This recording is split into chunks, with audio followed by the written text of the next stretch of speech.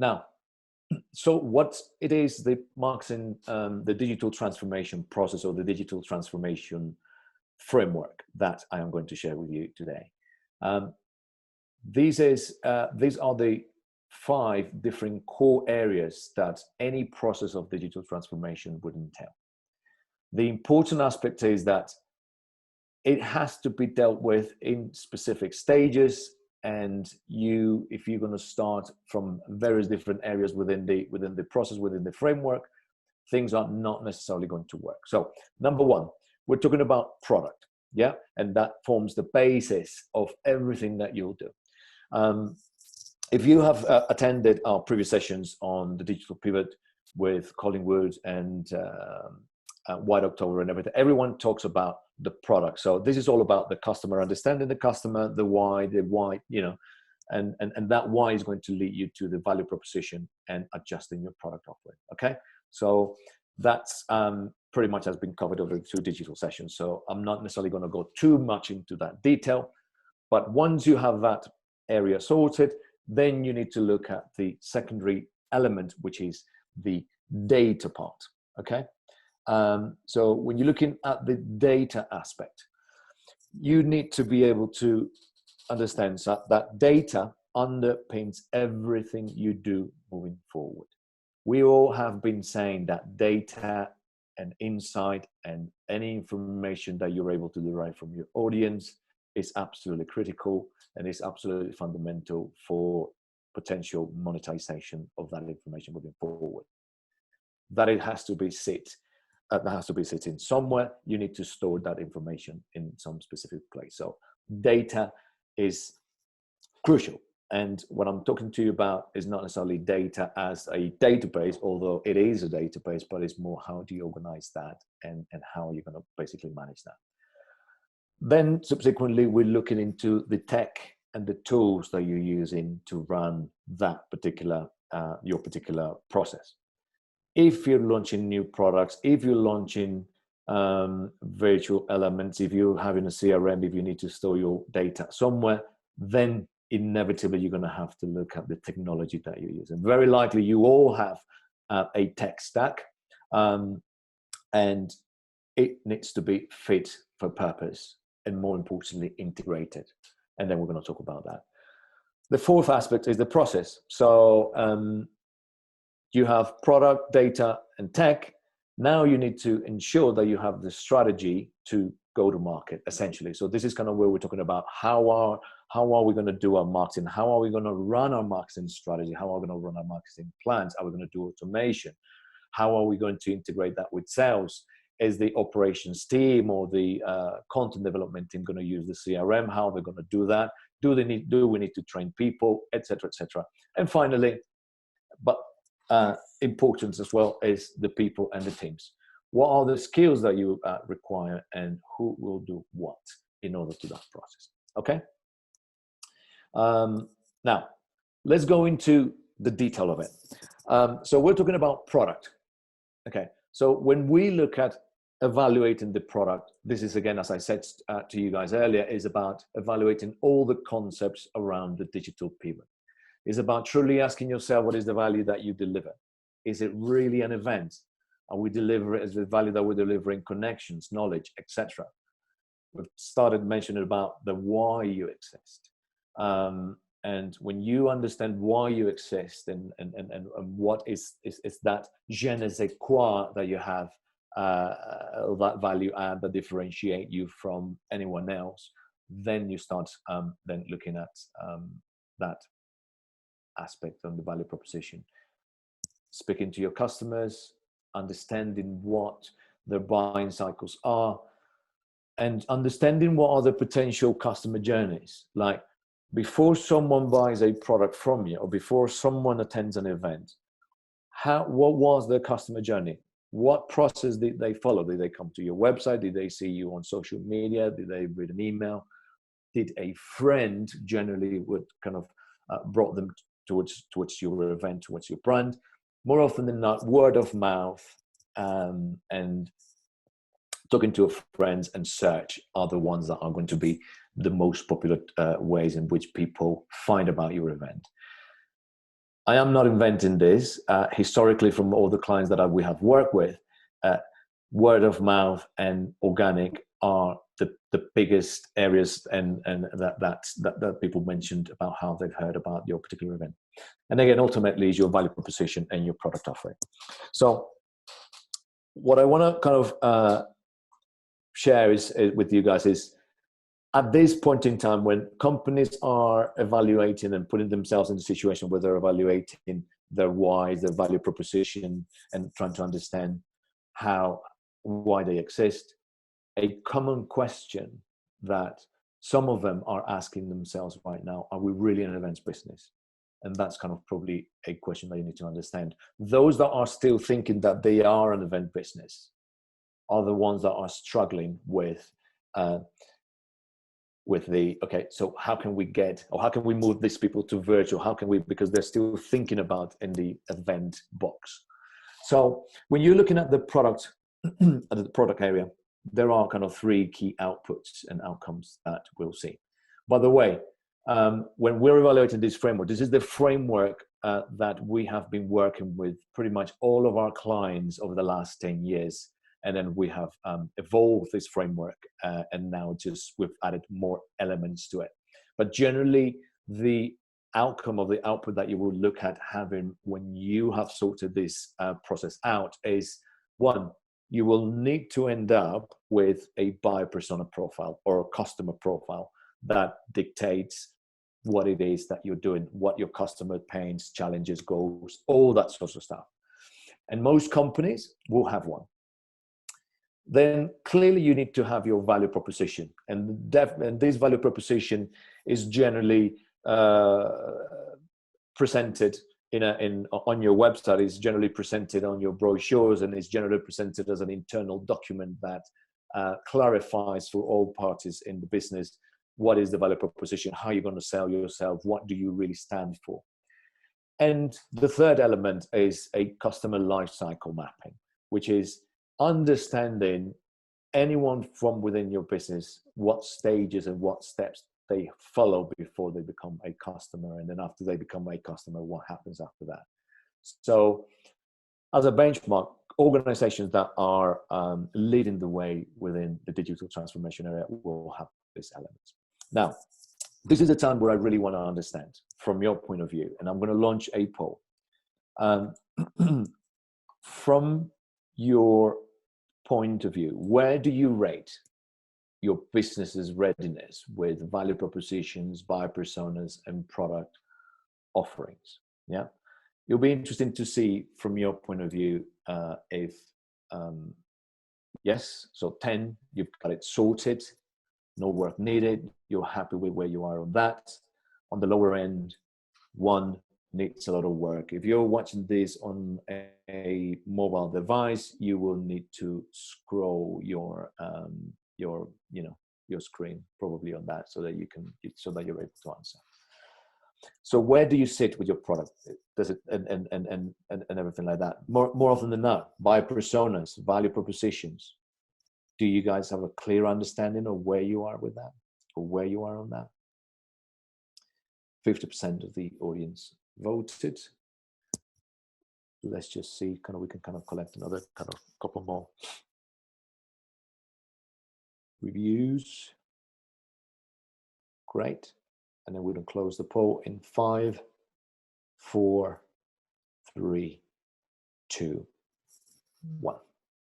Okay. I'm going to share the results. So this is where you'll see yourself. Interestingly enough, 18% are around the 5, will have rated themselves as 5, and then 24% 6, and only 1 individual, actually, interestingly enough, is on the 6% sorted, needed. Okay, well, that's useful. By the way, I'm going to share all the summary of these polls in the summary blog that I'm going to write. Thank you. We understand that there's a lot of work that some organizations still need to go through. Okay. Now, let's look at the element of data. which is an extremely important piece, because you need to see data as an asset, not as something that is stored in an Excel sheet. And I think the fundamental questions you need to ask yourself and your team is, where is your data? Is it in Excel sheets and scatter sheets everywhere on the sales team's inboxes or in the sales team's computers? How good and clean is your database, and how organized is your database? It's very, surprising to see that most organizations, especially within the events industry, they have big databases, 5,000, 10,000, 20,000, sometimes even 50,000 contacts, but they do not know how organized that data is. They don't know if the data is absolutely clean or not. Very likely it's a bit old. They don't know if the data is coded by industry, by sectors, etc., etc. So, and this is kind of where I'm saying that it is extremely important for you guys to, or for any organization to have the data sorted first. Because many companies will go and get into a marketing automation platform, or they go and start creating content marketing strategies.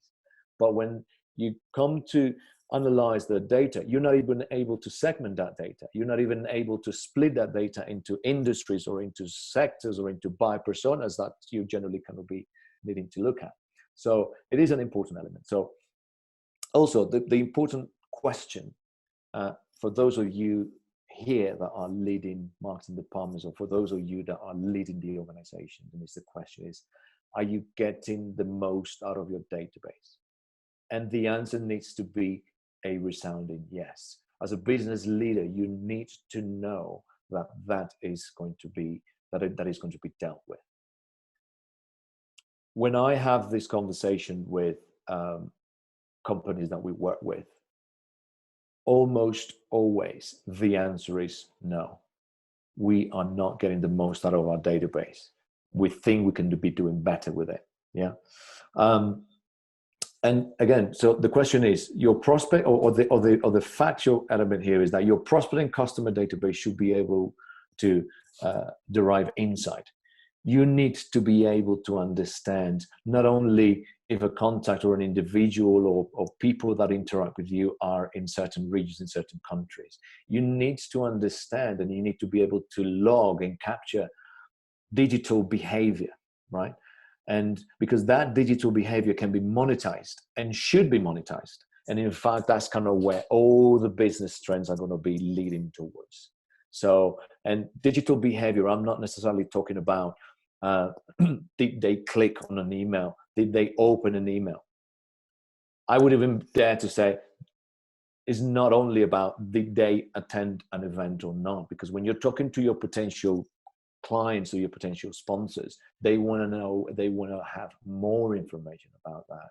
It's more about what have they done after they've attended the event? Have they consumed any information? What are these guys' interests? What are these guys' likes? How often do they engage on social? How often do they engage in different areas? Because your sponsors and your clients want to have this digital behavior information, because that's going to help them qualify or bring those leads further down the funnel, right? One that is absolutely important: where is your data stored, and what are your data entry points?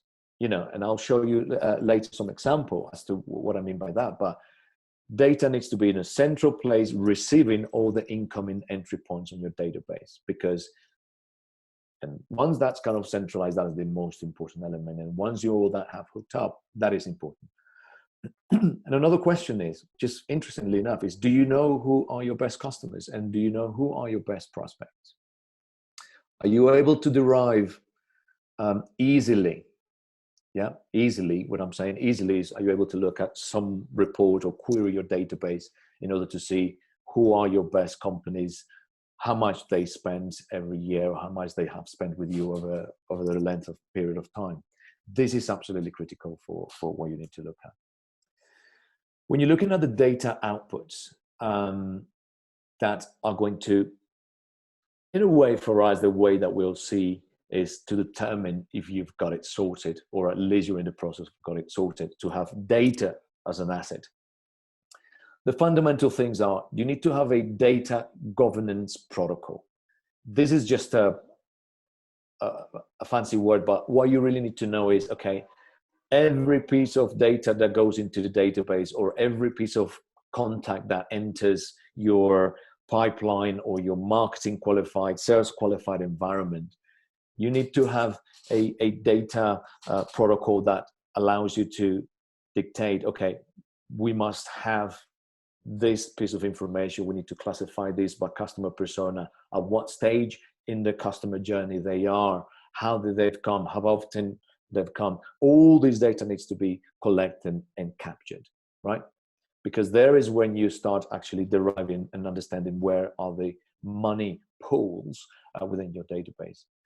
Very important, and I think this is very, very interesting. You need to have a clear database owner. And by this, I do not necessarily talk about an intern that is just basically querying the database and putting information into the CRM, into the data. I'm talking about someone that really understands what the business needs to do and with that database, how that person is going to ensure that A, you are able to understand who are your best customers at a touch of a button, that who are your potential best prospects is the person that is going to be able to, yes, query the database, but more importantly, have that database in a neat and pristine way, right? Most of the times when companies have a Salesforce or whatever CRM that you're using, when we ask the question, who owns your database? Who is responsible for keeping your database clean, up to speed, to have your dashboards, your reporting in place, and who's the person that's kind of actually getting all these leads for sales team and helping accelerate the sales process? No one really knows. There isn't a real clear owner of the database. From our point of view, this has to come from the marketing department. Yeah, marketing teams need to become these different individuals that are data aware, data savvy, and none other than the marketing team or the marketing director or someone internally within the marketing department needs to lead this. So an important element is a clear database owner. Obviously, you need to then have your protocols and your elements. What is it that you want to analyze? What is it that you want to derive in terms of insight? Because if you run a community, if you serve a specific community, and I can see people on the list that your events serve specific communities, you need to be in a position to derive certain insight from their digital behavior, perhaps surveys that you might have done in the past, perhaps polls that you would have undergo on webinars, etc. So you need to be able to extract that information, present it in a nice way that actually is going to be helpful for either A, your community, or B, your clients and sponsors. And finally, all needs to be in one place. If all is messy, you're nowhere. And then you might be better off spending time getting the house in order, because if the data is messy, you might run webinars, you might run a lot of lead generation campaigns, you might do an amazing element at driving subscriptions, but if the data is not messy, then, sorry, if the data is messy, you're not going to get anywhere. I wanted to ask at this stage, the second poll, and which is about the data. Okay. Are you getting the most out of your data? Yeah. Are you getting the most out of your data? Number 10 is yes, we are. We're very happy with it. Number 1, no, we need to work on this. Between 1 and 10. It's about 40%, 50% of people voting. Come on, guys. I really want this to be also an exercise where you are able to understand, if you are, how do you compare with the other rest of the people in the audience, and you know where you sit in there. Because I think that's kind of a fundamental question that everyone asks me all the time. Ricardo, what is everyone else doing with regards to the product development? What are their products? How is their digital pivot going? What exactly they're doing? Do other people are using CRMs? And it's always, we'll always have the question, what is my competition doing, and then what's the rest of the people doing? Okay, 75% people kind of answered. I'm going to close that in 3, 2, 1. I'm going to share the results. And we can see that there is probably about 40, 50, 60, 70% of the audience will sit, probably, under, will score themselves 6 or lower. Interesting, but not surprising. Okay, let's look into the next aspect. Guys, by the way, if you have questions, please do so. Use the chat panel. Everyone's very quiet. Everyone's very passive, unless you're probably looking at something else or YouTube videos on the other screen. You're very quiet. Now, number 3, technology and tools. And this is just simply trying to understand, what technology are you currently using? Yeah, spreadsheets. Generally, it's going to be a spreadsheets, an email system.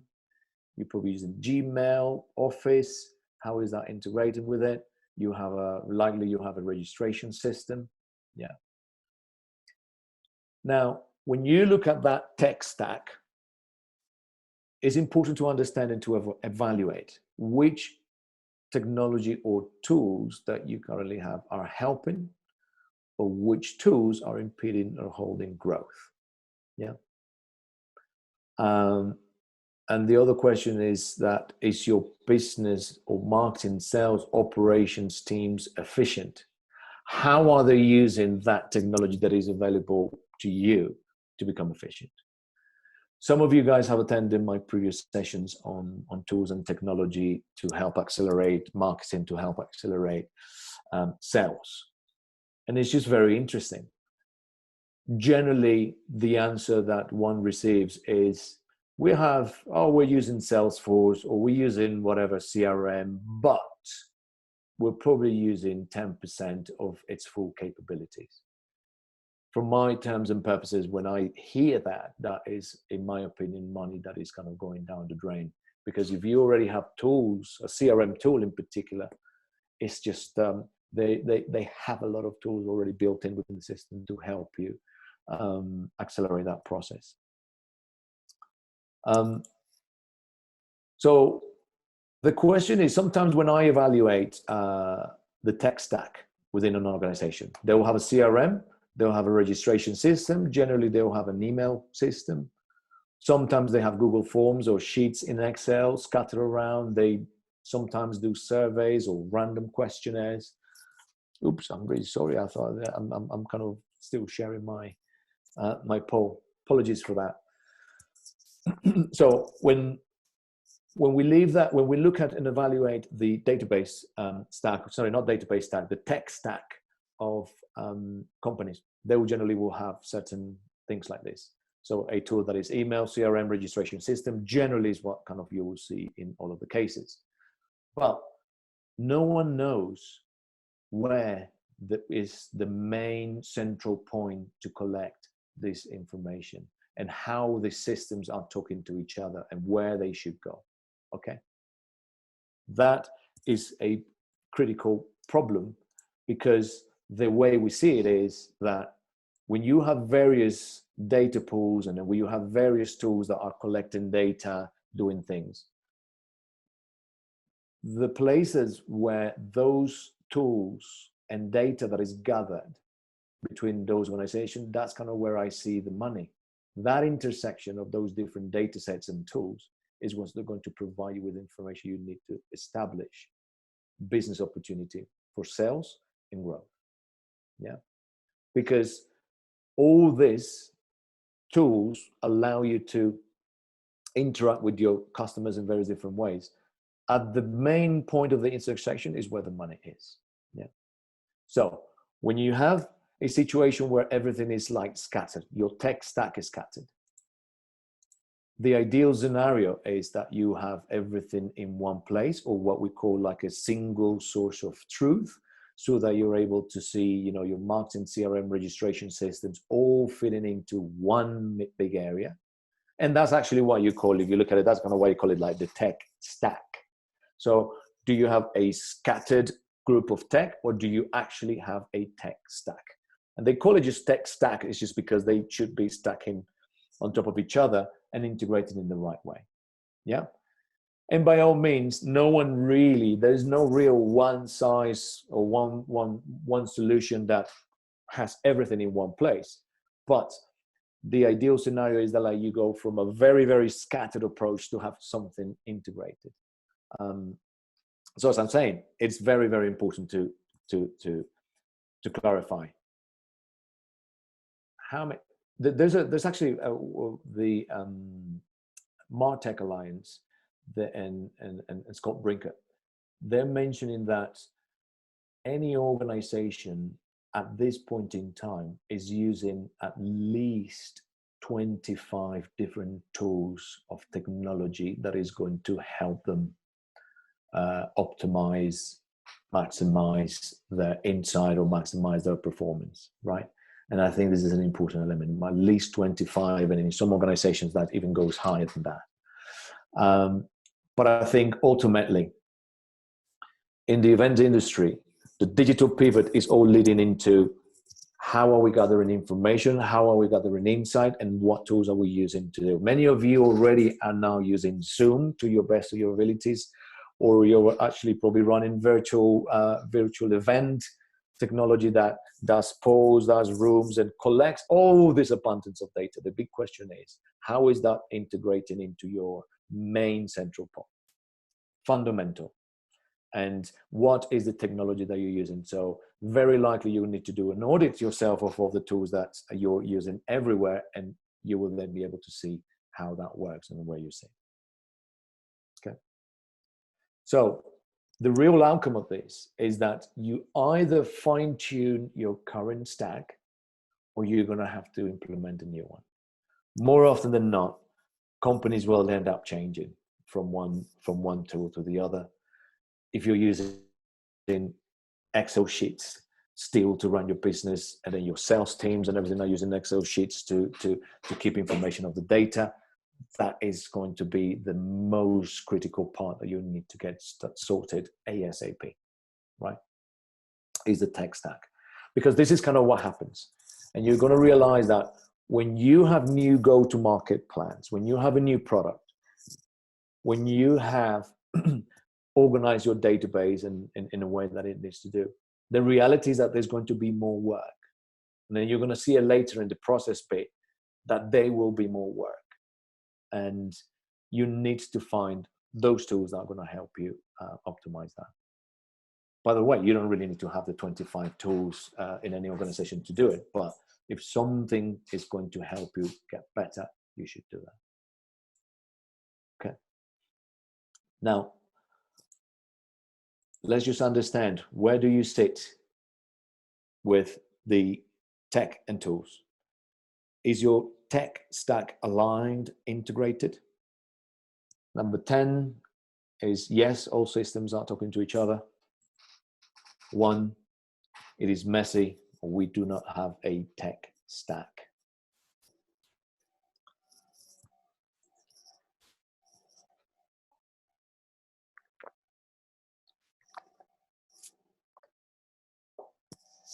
Okay. Someone outside my backyard just decided to use their lawnmower. Are you able to hear some noise? Can someone just give me some feedback on the chat panel if you're hearing noise in the background?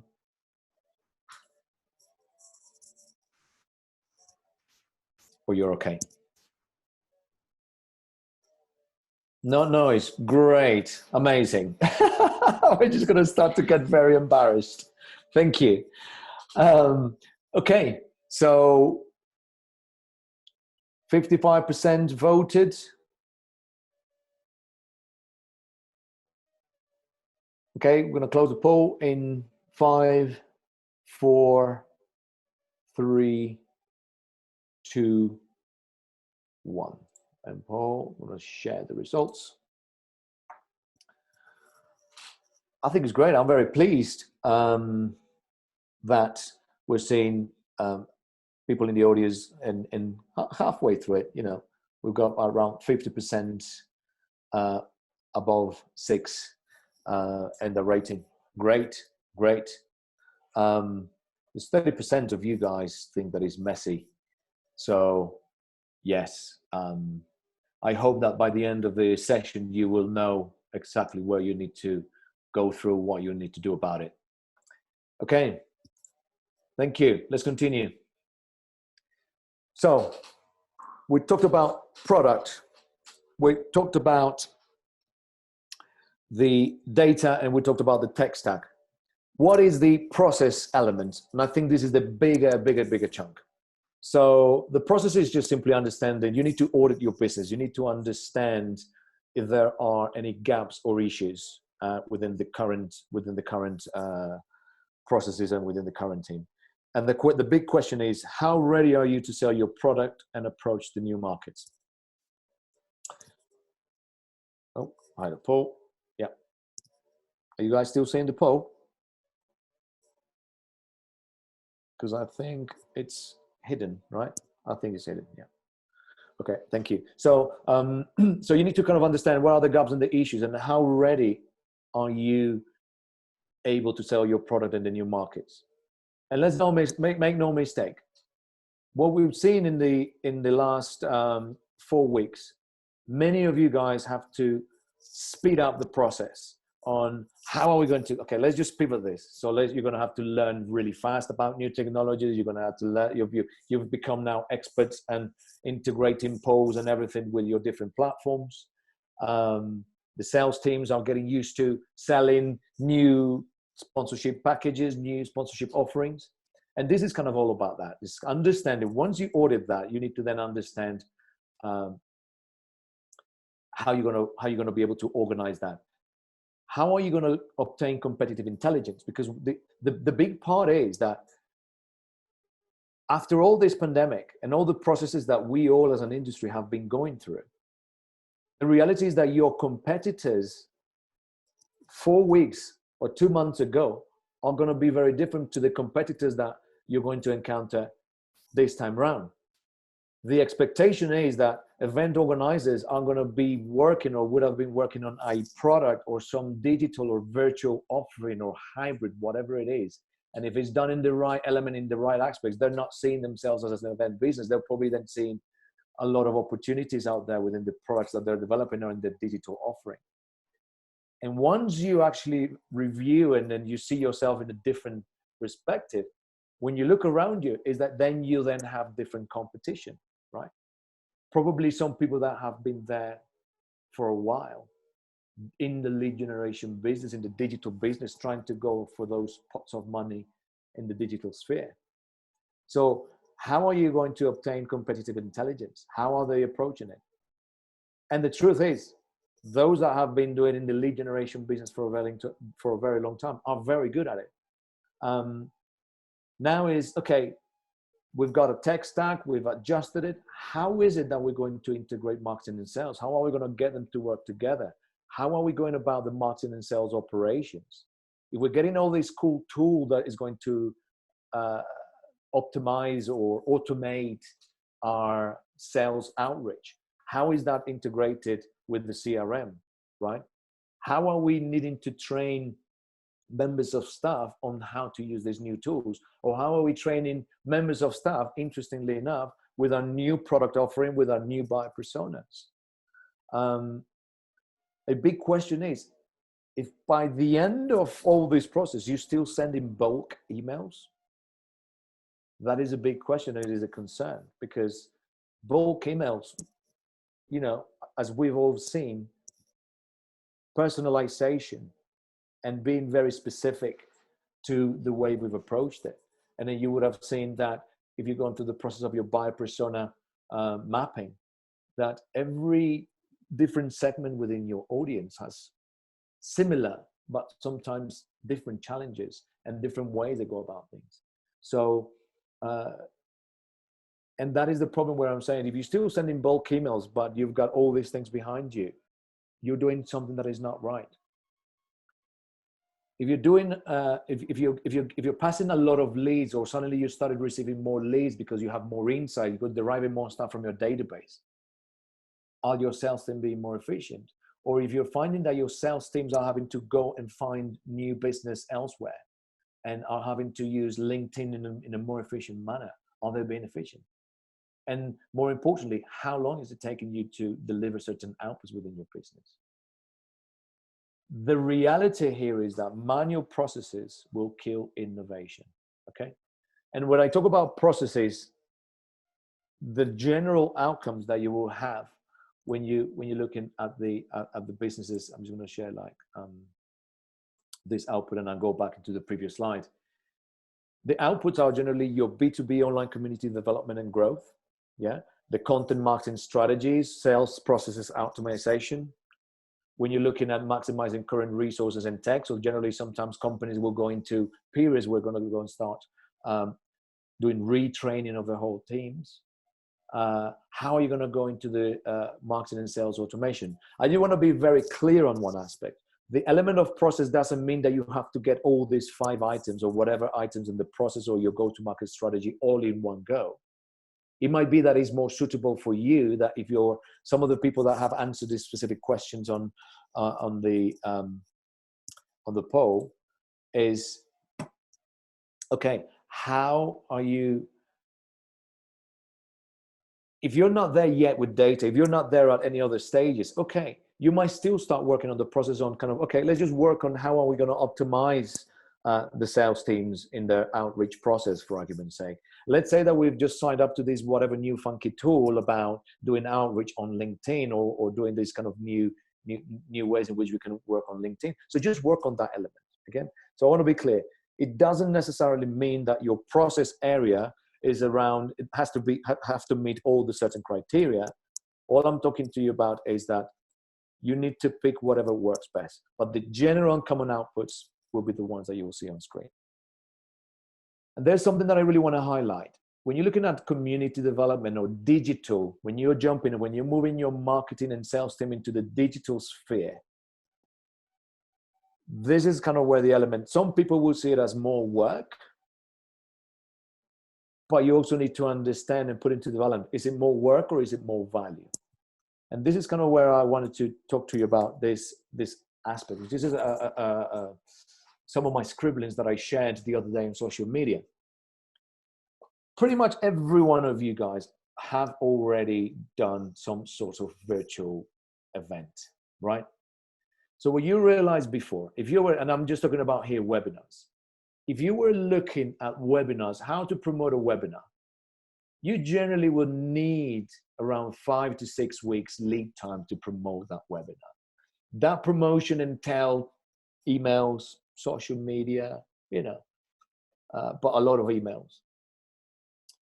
In today's time, right? In today's time, and by the way, generally, you run the event, and many of these old school organizations, they run their event, they run their webinar, they run their virtual event. All they do is leave the piece hanging post-event.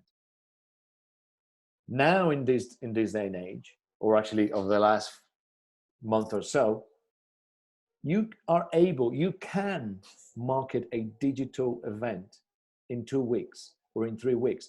We've seen examples from companies that were running their events in the month of May, that they had to literally pivot everything that they're doing in 2 to 3 weeks and then start doing the marketing for that. Now many companies are like launching a webinar, and in 2 weeks they're marketing their webinars. I'll share a specific example. I used to use this promotion cadence for my events. In this day and age, I haven't got the time to, we're running a webinar a week. I'm promoting my webinar sometimes with 2 weeks advance, right? And the good thing is people are still getting response. Not for long though. But the big part is, so in the old school traditional way, when you have a physical event or a virtual event, you market an event, all the work was kind of before the event took place. In this day and age, marketing teams need to be doing the work before the event during the event. And guess what? After the event is where the real work begins. Because if you're creating evergreen content, then you're going to have to do more work. And guess what happens? If you have another webinar coming up in your schedule or any other virtual event, then things are going to overlap. So my point is that now that we're going into digital, your marketing teams are going to be very, very, very busy.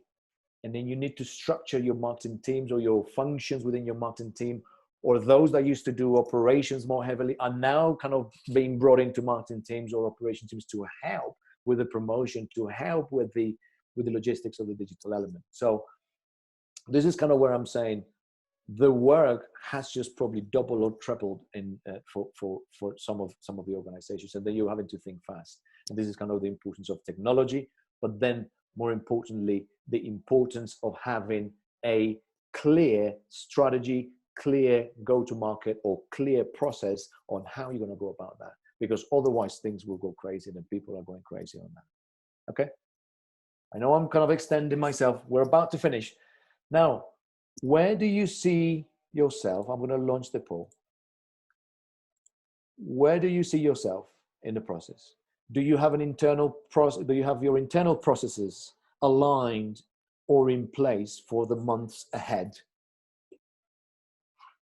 Number 10, yes, we have. 1 is no, we need to do some work on it.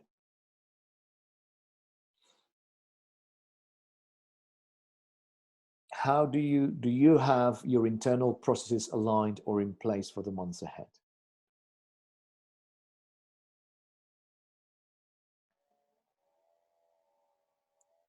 Okay. Yes, we have. No.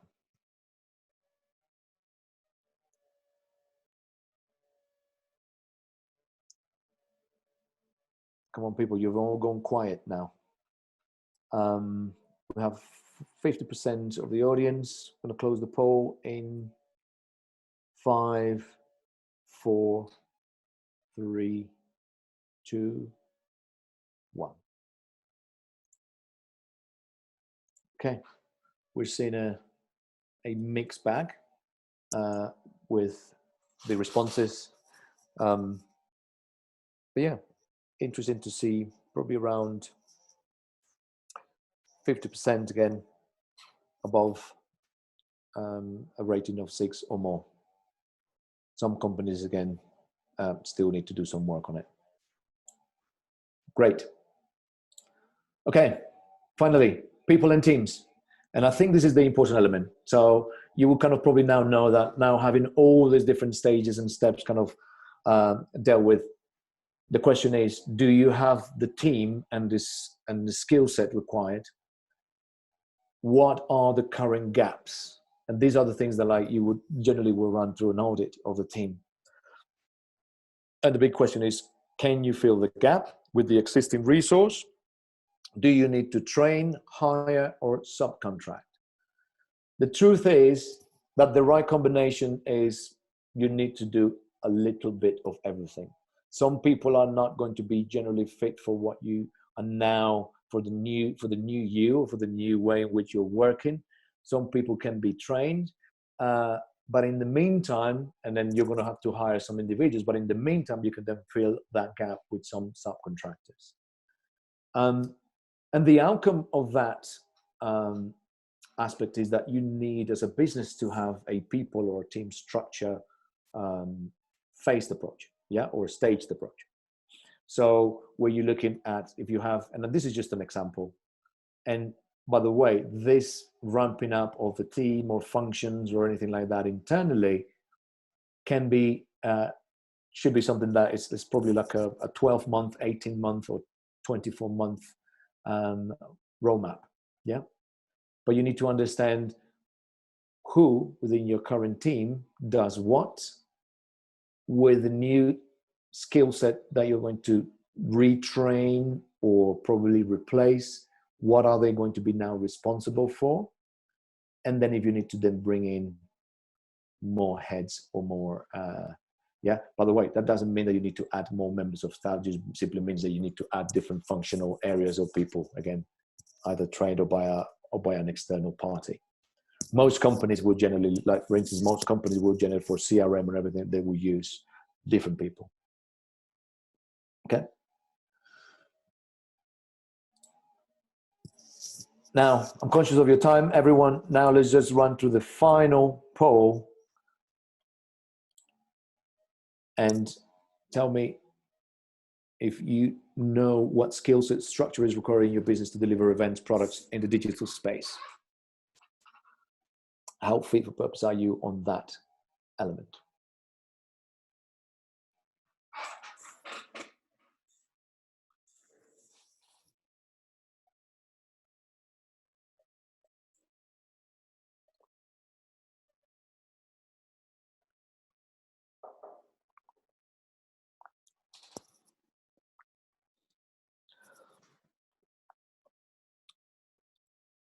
Okay, great. Let's just leave it 10 more seconds.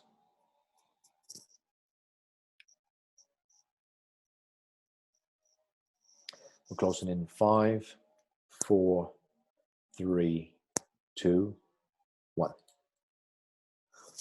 And kind of this is kind of where the answers come through. Yeah, around 60%, 70% have rated themselves as 6 or more. 33% count themselves as 7, which is a very good position. Interestingly enough, and happy to hear that most of you have a big level of confidence, because there's not many people in the lower brackets. Thank you. Okay. So there you have it.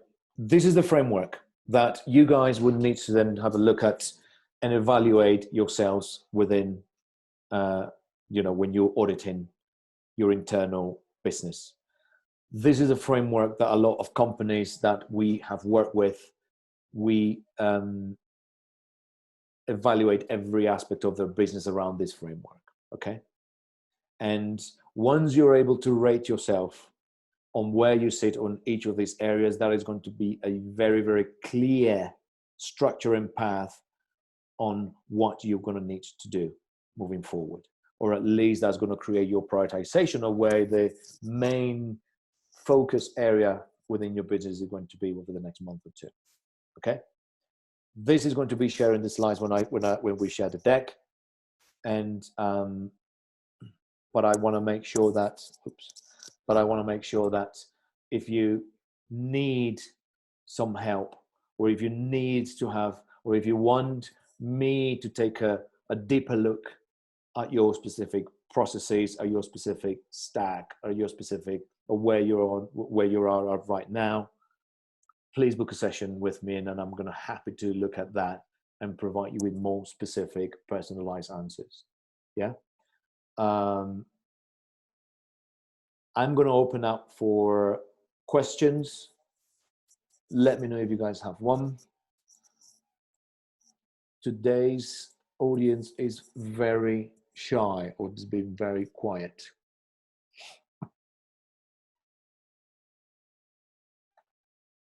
Thank you, Sean. Very good.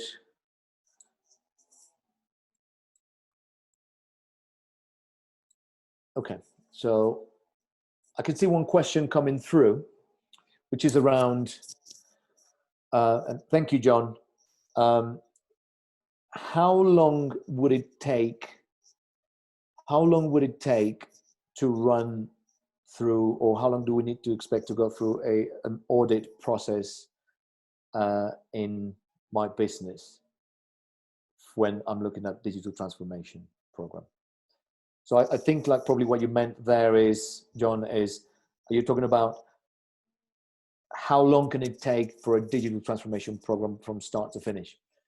Okay, so I will probably split it in two ways. One is about understanding how are you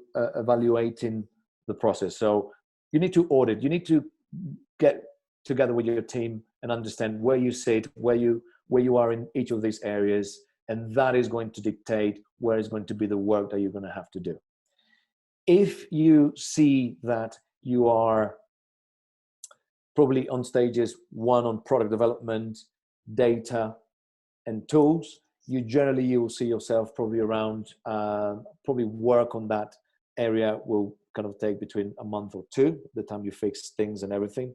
Then you're going to look at how you're going to adapt that into your go-to-market plan and market strategy.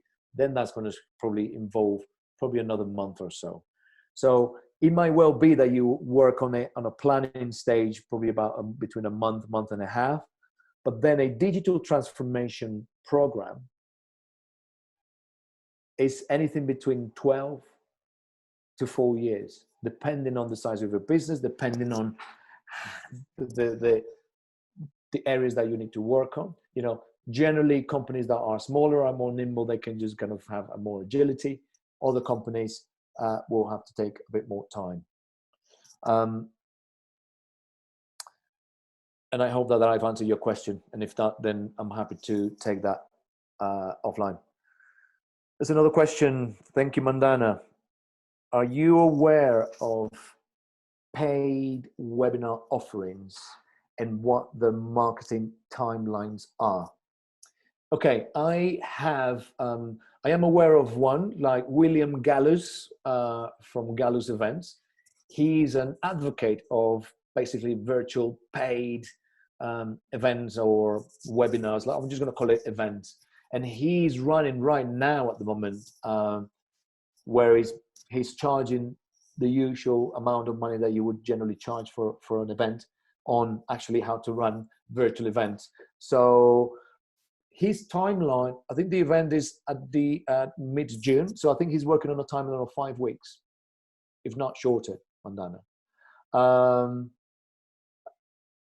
Yeah, this Gallus event, G-A-L. I'm just going to put it. I'm going to check William out. I'm going to put it on the chat panel. Our panelists and attendees, yeah. William Thompson, Gallus Events. So on that front, yeah. So this is probably about 5 weeks. You probably would have seen. Okay, not necessarily unpaid for, but you are, depending on how organized you are, Mandana, like when you're having to be agile, for me, I am a bigger advocate of agility and get things out before you actually you do, and you learn as you go along, right? And if you have 2 weeks, you have 2 weeks. You have more, good for you. But generally, companies are now either launching one and marketing in the usual way that we are used to see, 5 weeks, 6 weeks. But generally, but if you have a webinar series, then you launch the full webinar series, and so you launch the 5 webinar series and promote it all at once, right?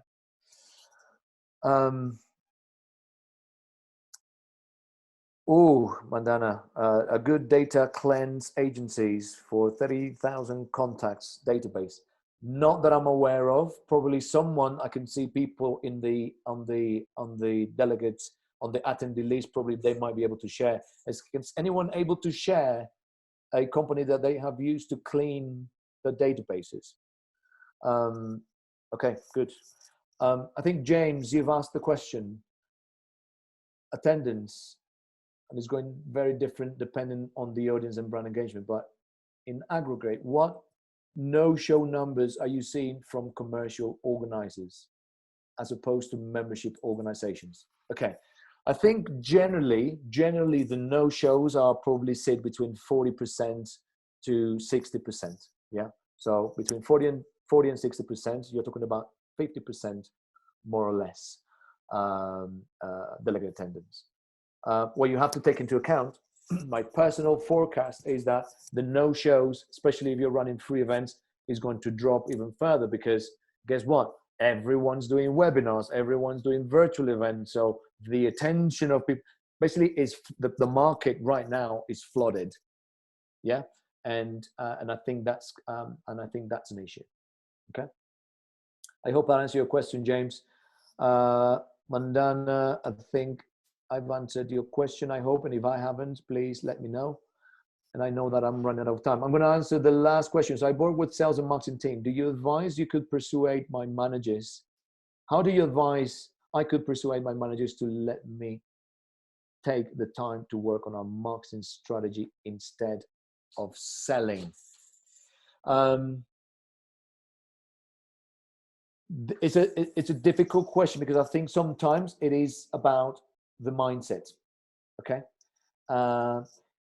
If you have managers at this point in time today that are putting pressure on selling, that are putting pressure on, okay, convert. It is a mindset thing and I think business leaders at this point in time need to be thinking a little bit different. And if you are the person that answered the question, I would be very happy to to take this offline and to probably give you some pointers. You need to give me some context. And again, I have a problem with making my managers understand how important those things are. Okay, I don't know if you're the same person, but yeah, I think it's all about mindset. I personally when I used to work in previous businesses, I had to leave the business because if I am working for an organization that is not open to look at the things that we've just talked about, and you as an individual are very keen, have very lot of ideas on how you can go about it. If you're struggling with that, I'll find myself a new job. Sorry to say that, but this is the time where we as human beings and as individuals cannot work with people that are still stuck in the past, especially if today we're working in an organization, or if today you are working in an organization that's still seeing events as their offering and thinking about when we go back to normal, or the thinking of the conversation is when we're able to open up, when we're able to see, and still seeing an event as you're seeing the physical barriers of those four walls as a limitation, then I'll suggest you find a new job. I would definitely know that you're an intelligent guy. I can probably try to help scatter the word around people who are intelligent. Right now, I think there's going to be a lot of need of all these people and individuals that have a knack with this technology. People, I am really, I've run out of time, but I'm really thankful and appreciative of your time. I appreciate it. If I have not answered any questions, please do reach out to me. I like to have my house as an open door for all of you. I appreciate your time. I appreciate your attention.